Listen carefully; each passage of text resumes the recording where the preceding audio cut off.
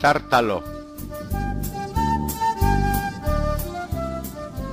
Beste izen hau ere badu, torto.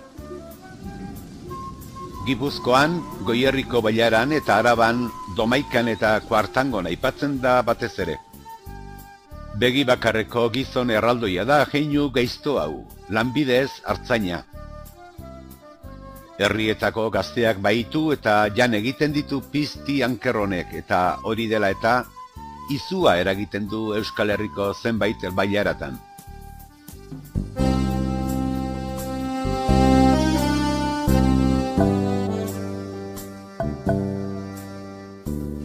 Elezaharrak dioenez, joan ziren bi anaia mendira ehizan egitera, eta izugarrizko ekaitza etorri omen zitzaien gainera. Babesteko asmotan, inguru haietan zegoen etxola handi batean gorde ziren. Berehala atzetik hartalde bat sartu zen eta haiekin artzaina, begi bakarreko gizon handi bat. Sartu hala, harri handi batekin itxi zuen sarrera eta berehalaxe konturatu zen bi anaiak barruan zeudela. Orduan Tartalok esan zien, anaietan nagusiena jango zuela afaltzeko, eta gaztea hurrengo egunerako utziko zuela. Horrela ba, sartu zion burruntzia anaia zaharrenari errezuen sutan eta jan egin zuen.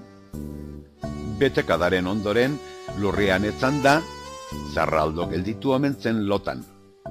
Ura ikusirik, Antimuñok anaia gazteak burruntzia sutan goritu eta begi bakarrean sartu zion.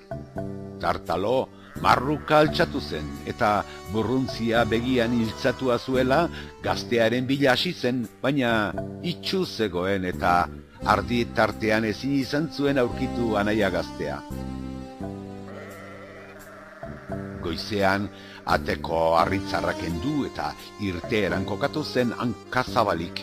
Ardiei banan-banan haien izenez deitu eta hankatartetik ardia kanporatzen hasi zen anaia gaztea harrapatzeko asmotan.